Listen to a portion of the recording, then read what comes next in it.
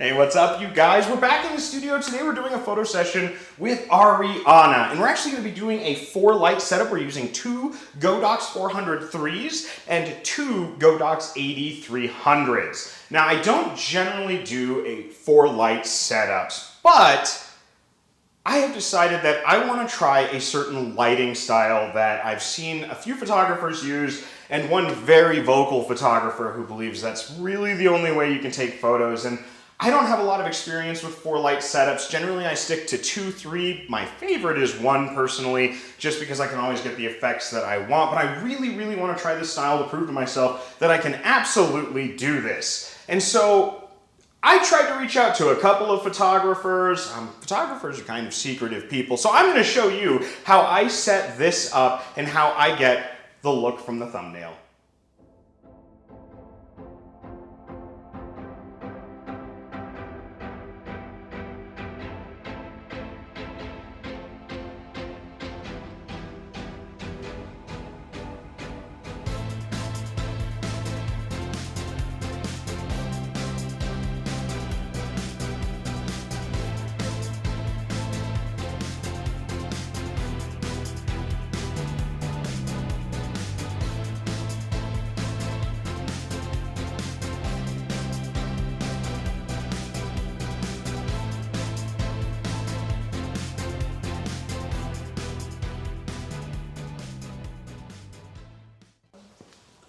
All right, you guys, so this is the setup we've got going on right now. We've got this little baby Godox.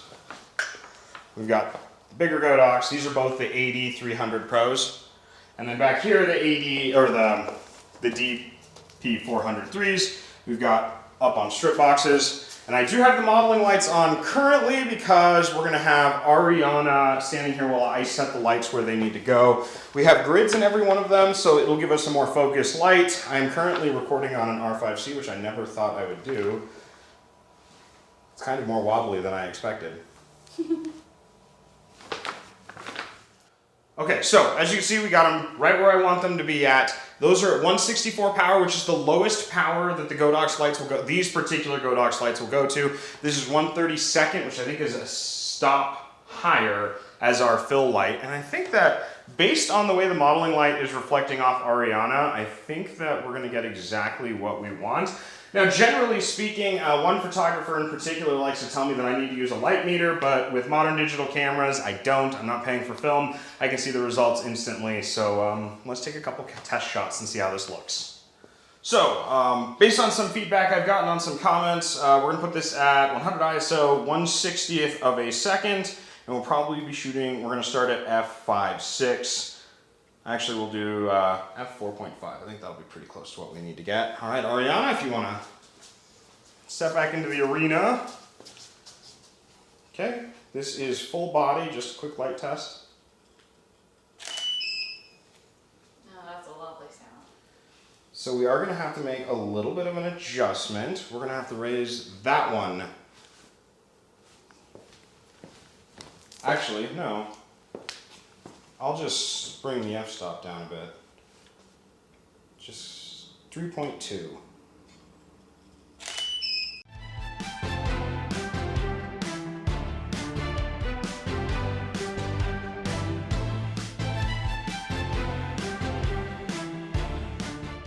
So let's get some close-ups. Where we're going to be at is about bust up. Okay. How do you want? I liked that, what you just did with your hair. Yeah, perfect, just like that.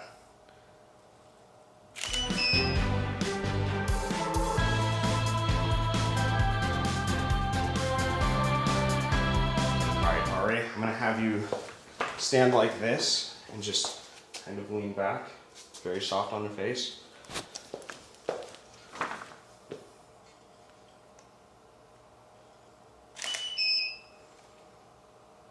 Dude. Ooh. Oh, Strappy is Try out. having her come out for it too. Come this way just a hair. Right there. Same pose. Make sure the lights aren't behind you.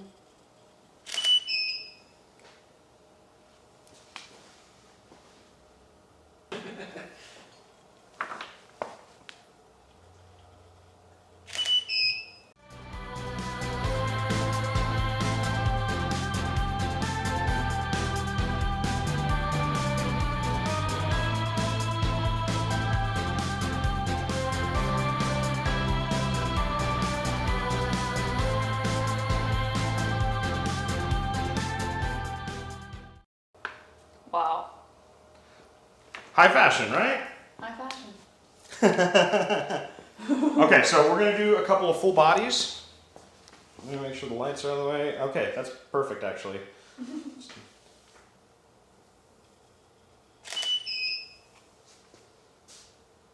It's cool seeing, I'm gonna publish the photos with the lights in the background and without the lights in the background, like cropping it, just because of the way it looks, it's kind of neat. I don't know what you want me to do. I liked that. Do that again, just like that. Just 1 foot up, a little bit out.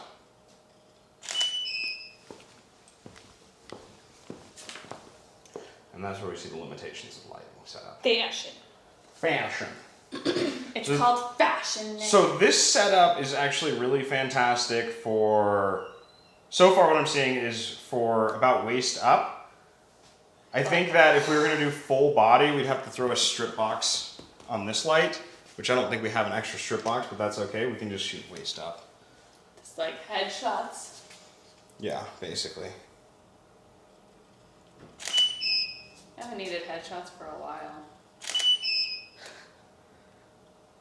Oh, the attitude in that one is great. Give my thinking face. Yeah.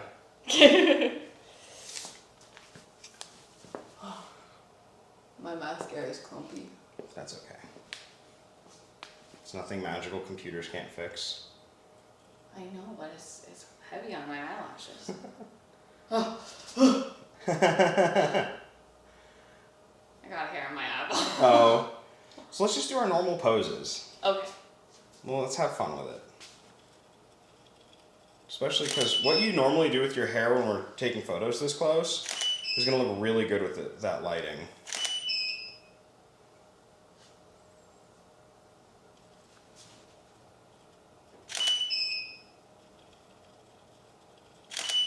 Bring your other hand up as well.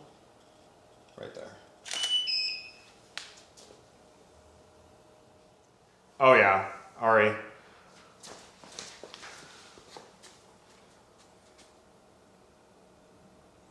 Just staring off into the distance. Basically. So you're gonna be looking at that way. Okay.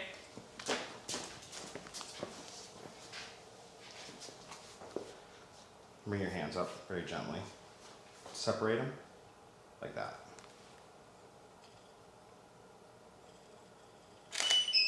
One more, because I think you blinked. I definitely blinked.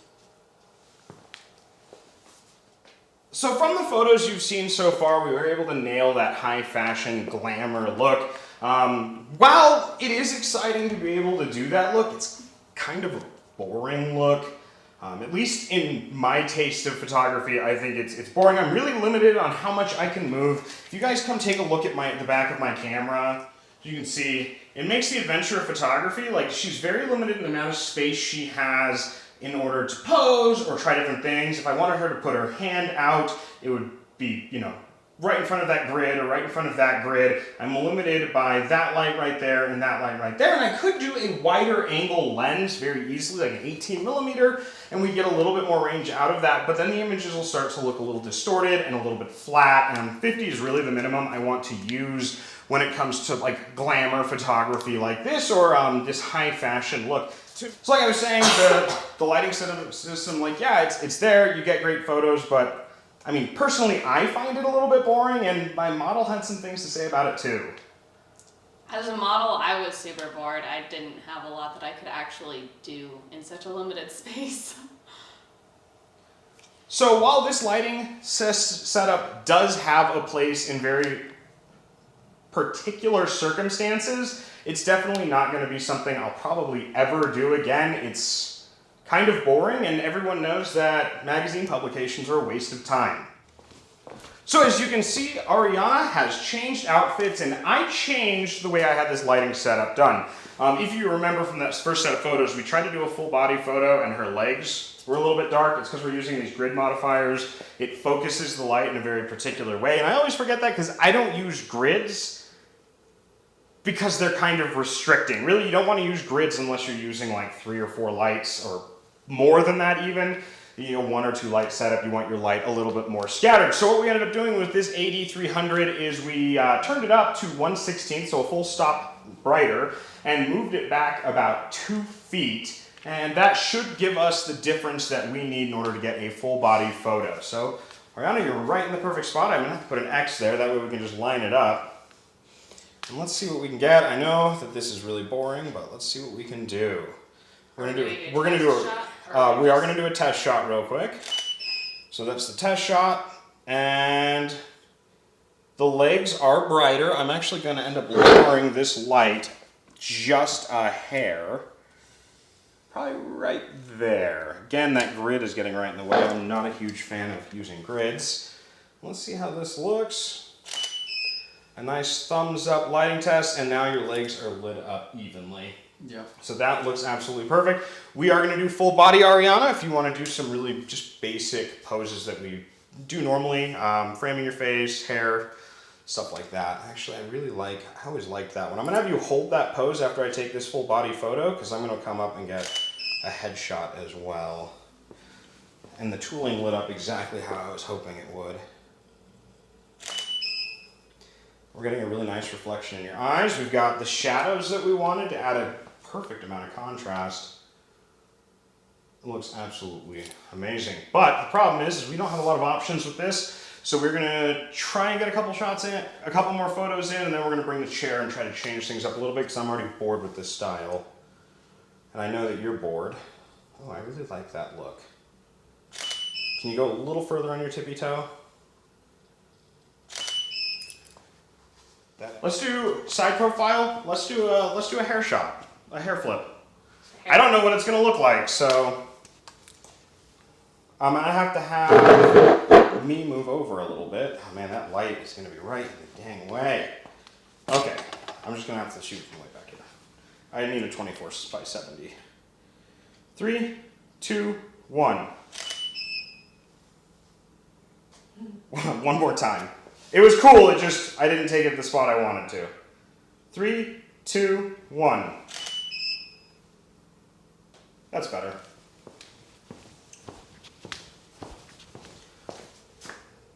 Neat. And then the one I got before, your hair was too far forward still. Those are always a fun thing to do. So I don't know if you guys at home are as bored as Ari and I are, but we decided we needed to change things up a little bit to make this a little less boring. This is a problem even the greatest camera ever made, the Fuji, isn't going to be able to fix. So Ari and I decided that we're going to get some props involved. So let's see what we can do. Do you want me facing the mirror? Yeah, we're going to start with you facing the mirror. I wish I had an antique horsehair brush or something. That would be cool. I don't know what this is going to do. This is going to be cool, but I'm going to be photographing through the mirror at your reflection. Okay.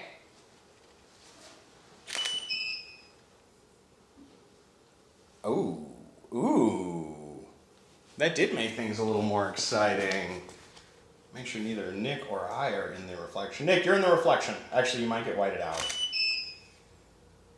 You got whited out. That's so creepy. Keep making creepy faces into the mirror.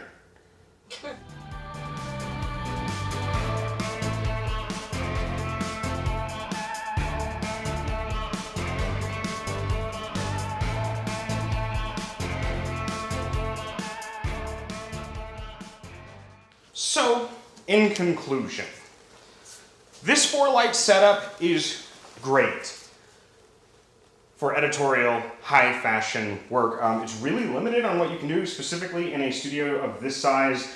We don't have a lot of options to move things out. Idealistically, I'd like to move those 2 grid lights, or those 2 strip boxes with the grids, probably 2 or 3 feet further out on either side and just turn their power up, and then move this one probably 4 or 5 feet back. But with this limited space, 4 lights isn't practical. And for most studio photographers I know, this is actually a large space compared to what they're using. So 4 light setups are really impractical for the vast majority of us. The other side of that is kind of like in my boudoir video, which I'll link right up there. It's really limited on what kind of work we can do. Is everything lit up? Sure.